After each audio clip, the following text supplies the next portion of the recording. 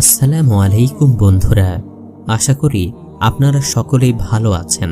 বন্ধুরা, আজকের এই ভিডিওতে আমরা বলবো যে কেন একজন ইহুদি একটি হরিণের কারণে নবীজি সাল্লাল্লাহু আলাইহি সাল্লামকে বেঁধে রেখেছিলেন সে সম্পর্কে একটি বিস্ময়কর ঘটনা, যা শুনে আপনি কাঁদতে বাধ্য হবেন। তাই ভিডিওটি একবারে শেষ পর্যন্ত দেখবেন। আজ থেকে 1450 বছর পূর্বের ঘটনা। সে সময়ে মরু আরবের পাহাড়িয়া বন জঙ্গলে অনেক লোক তাদের জীবন যাপনের জন্য জীবজন্তু শিকারে যেত।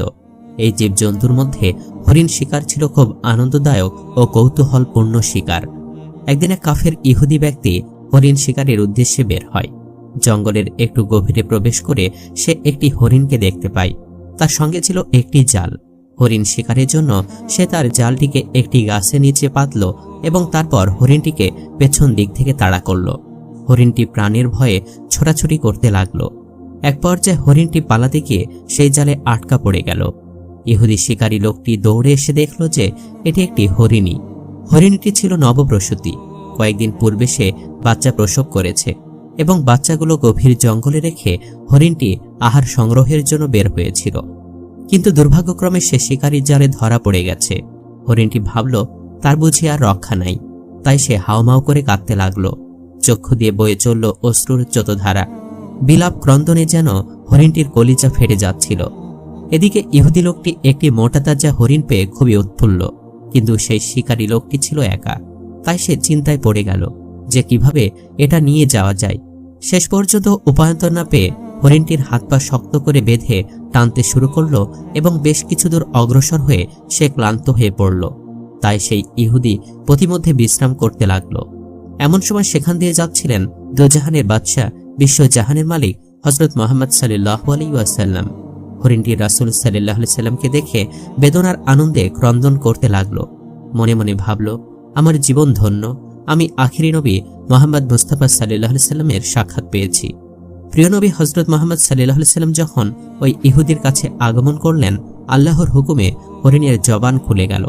তখন হরিণটি বলল, হে আল্লাহর রাসূল, আজ সকালে আমি আমার বাচ্চাদেরকে বাসায় রেখে খাবার অন্বেষণের জন্য বের হয়েছিলাম।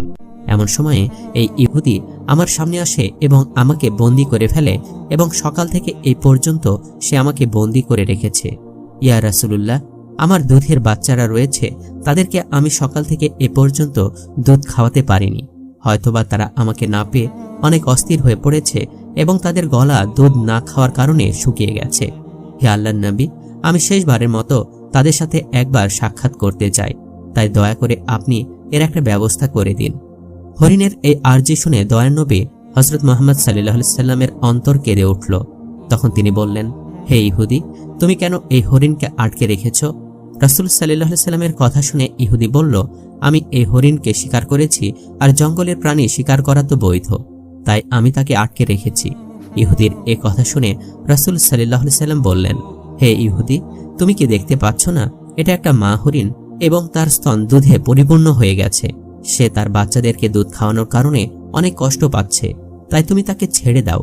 ইহুদি বলল, আমি এত কষ্ট করে তাকে শিকার করেছি, আর তোমার কথা মতো আমি তাকে ছেড়ে দিব, এ কেমন কথা? তখন দয়ার নবী মুহাম্মদ সাল্লাল্লাহু আলাইহি সাল্লাম বললেন, তুমি তাকে ছেড়ে দাও। শেষবারের মতো সে তার সন্তানদের সাথে দেখা করতে চায়, আর সন্তানদের সাথে দেখা করে এবং তাদেরকে দুধ পান করে সে আবার তোমার কাছে ফিরে আসবে। রাসূল সাল্লাল্লাহু আলাইহি সাল্লামের এই কথা শুনে সেই ইহুদি বলল, বনের হরিণ কি তোমার বাপের সম্পদ যে তাকে একবার ছেড়ে দিলে সে আবার ফিরে আসবে? শিকার করা প্রাণী কি আজ পর্যন্ত ফিরে এসেছে? এর কি কোনো নজির আছে? রাসূল সাল্লাল্লাহু আলাইহি সাল্লাম যখন দেখলেন ইহুদি কোনোভাবেই হরিণটিকে ছেড়ে দেওয়ার জন্য রাজি হচ্ছে না, তখন তিনি তাকে বললেন, শোনো ইয়াহুদি, তুমি হরিণটিকে ছেড়ে দাও, তার বিনিময়ে তুমি আমাকে বেঁধে রাখো। কেননা হরিণ যদি না আসে তাহলে তুমি আমাকে সারা জীবন বেঁধে রাখবে। রাসূল সাল্লাল্লাহু আলাইহি সাল্লামের কথা শুনে ইহুদি বলল, তাহলে সেই কথাই রইল, আমি হরিণটিকে ছেড়ে দিচ্ছি আর বিনিময়ে তোমাকে বেঁধে রাখছি, কারণ হরিণ যদি ফিরে না আসে তাহলে তোমাকে সারা জীবন মুক্তি দান করব না। অতঃপর ইহুদি হরিণটিকে ছেড়ে দিল এবং বিনিময়ে নবীজি সাল্লাল্লাহু আলাইহি সাল্লামকে বেঁধে রাখল। ছাড়া পেয়ে বনের হরিণ তাড়াহুড়ো করে বনের মধ্যে হারিয়ে গেল। তখনই ইহুদি মনে মনে ভাবতে লাগলো, সে আর কোনোদিন ফিরে আসবে না, আর এই লোকটাকে আমি সারা জীবন বেঁধে রাখবো। এর চেয়ে বোকা মানুষ এই পৃথিবীতে আর কেউ নেই। একটা বনের হরিণের জন্য নিজের জীবনকে সে বিপদে ফেলল। বনের হরিণ দৌড়াতে দৌড়াতে তার সন্তানদের কাছে এসে পৌঁছালো। তখন তার সন্তানেরা তাকে জিজ্ঞাসা করল, আম্মাজান, আজ সকাল থেকে আপনি কোথায় ছিলেন? আমরা আপনার অপেক্ষা করতে করতে ক্লান্ত হয়ে পড়েছি। আমরা আপনার দুধ পান করতে না পেরে আমাদের গলা শুকিয়ে গেছে। তখন বনের হরিণ তার সন্তানদেরকে বলল, হে আমার সন্তানরা, তোমরা জীবনের শেষবারের মতো আমার সাথে দেখা করে নাও এবং আমার দুধ পান করে নাও, কেননা আর জীবনে তোমাদের সাথে হয়তোবা দেখা নাও হতে পারে। তখন হরিণের সন্তানেরা তাকে বলল, আম্মাজান, কেন আপনি এমন কথা বলছেন? কেন জীবনে আর আপনার সাথে দেখা হবে না? তখন মা হরিণ তাদেরকে বলল, তোমরা তাড়াতাড়ি করে আমার দুধ পান করো। আজ সকালে যখন আমি খাবার অন্বেষণের জন্য বেরিয়েছিলাম, তখন এক ইহুদি আমাকে বন্দী করে ফেলেছিল।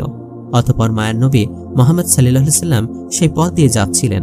আমি তাকে তোমাদের কথা খুলে বললাম এবং তাকে আরো বললাম, ইয়া রাসূলুল্লাহ, আমার সন্তানেরা দুধ না খেয়ে পিপাসার্ত অবস্থায় আমার পথ চেয়ে বসে আছে। আপনি আমাকে তাদের কাছে যাওয়ার ব্যবস্থা করে দিন। তখন মায়ের নবী রাসূল সাল্লাল্লাহু আলাইহি সাল্লাম নিজেকে সেই ইহুদির কাছে জিম্মাদার রেখে আমাকে তোমাদের কাছে শেষবারের মতো দেখা করার জন্য পাঠিয়ে দিয়েছেন। হে আমার সন্তানেরা, নিষ্ঠুর ইহুদি আমার মায়ের নবীকে বেঁধে রেখেছে, তাই তোমরা তাড়াতাড়ি আমার দুধ পান করো, কেননা আমাকে আবার ফিরে যেতে হবে। আমি আমার নবীকে কষ্ট দিতে পারবো না। যখন হরিণের সন্তানের জন্য তাদের মা মায়ের নবীকে বাঁচিয়ে রেখে তাদের সাথে শেষবারের মতো দেখা করার জন্য এবং তাদেরকে দুধ পান করানোর জন্য এসেছে, তখন হরিণের সন্তানেরা বলল, ও আম্মাজান, আপনি কিভাবে ভাবলেন মায়ের নবী ইহুদির হাতে বন্দী রয়েছে আর মায়ের নবীকে এমন অবস্থা রেখে আমরা আপনার দুধ পান করব? আপনি চলুন, আমরাও আপনার সাথে যাব। দয়ার নবী মুহাম্মদ সাল্লাল্লাহু আলাইহি সাল্লামের কোনো কষ্ট আমরা সহ্য করতে পারবো না। অতঃপর হরিণ ও তার সন্তানেরা মায়ের নবী রাসূল সাল্লাল্লাহু আলাইহি সাল্লামের মায়ায় তার কাছে যাওয়ার জন্য রওনা করল। ওদিকে হরিণের আসতে কিছুটা দেরি হতে দেখে ইহুদি মুহাম্মদ সাল্লাল্লাহু আলাইহি সাল্লামকে বলল, হে মুহাম্মদ, তোমার মতো বোকা মানুষ আমি আর এই পৃথিবীতে দেখিনি। বনের শিকার করা হরিণ তাকে ছেড়ে দিলে সে কি আর কোনোদিন ফিরে আসে? আর একটা বনের হরিণের জন্য তুমি নিজেকে আমার কাছে বন্ধক রেখেছ? কিয়ামত পর্যন্ত হরিণ আর ফিরে আসবে না এবং কিয়ামত পর্যন্ত তুমি আমার কাছ থেকে ছাড়া পাবে না।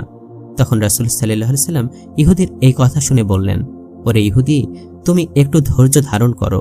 হরিণ অবশ্যই আমার মায়ায় তোমার কাছে ফিরে আসবে।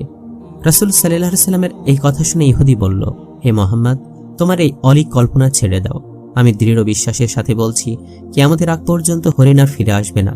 এভাবে কিছুটা সময় কেটে গেল এবং ইহুদি মনে মনে ভাবতে লাগলো, মুহাম্মদকে আটকে রেখে বড় রকমের একটা অর্থ তার সঙ্গীদের কাছ থেকে আমি উসুল করে নিতে পারবো। এভাবে কিছু সময় অতিবাহিত হওয়ার পরে ইহুদি দেখল বনের হরিণ শুধু নয়, বনের হরিণের সাথে তার সন্তানেরাও ফিরে এসেছে। এই দৃশ্য দেখে ইহুদি অত্যন্ত অবাক হয়ে গেল। তখন রাসূল সাল্লাল্লাহু আলাইহি সাল্লাম হরিণকে জিজ্ঞাসা করলেন, তুমি তোমার সন্তানদেরকে কেন নিয়ে এসেছ? কথা তো ছিল তুমি একাই ফিরে আসবে।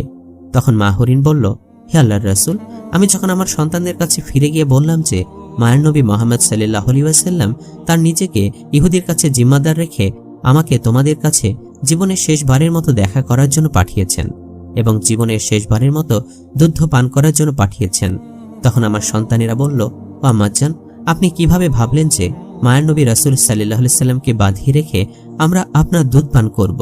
ইয়া রাসূলুল্লাহ, তখন আমার সন্তানরা আমার সাথে রওনা করে চলে এসেছে। হে আল্লাহর নবী, আপনার সাথে বেয়াদবি করার জন্য আপনি আমাদেরকে ক্ষমা করে দিন। এতক্ষণ পর্যন্ত আমরা আপনাকে কষ্ট দিয়েছি। অতঃপর রাসূল সাল্লাল্লাহু আলাইহি সাল্লাম ইহুদিকে লক্ষ্য করে বললেন, ও হে ইহুদি, এই নাও তোমার শিকার করা হরিণটিকে। সে শুধু একা ফিরে আসেনি, ফিরে এসেছে তার সকল সন্তানগুলি। এখন তুমি তাদেরকে তোমার কাজে ব্যবহার করতে পারো। আর তুমি এ কথা মনে রেখো, আমি সত্য নবী।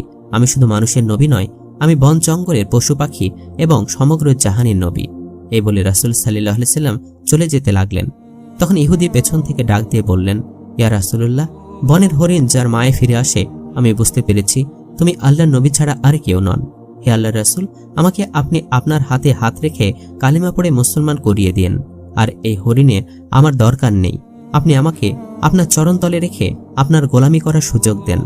অতঃপর ইহুদি রাসূল সাল্লাল্লাহু আলাইহি সাল্লামের হাতে হাত রেখে সেই মুসলমান হয়ে গেল এবং হরিণটিকে মুক্ত করে দিল। আর বনের হরিণ মায়ের নবী হযরত মুহাম্মদ সাল্লাল্লাহু আলাইহি সাল্লামকে সালাম করে তার সন্তানদেরকে নিয়ে বনে ফিরে গেল।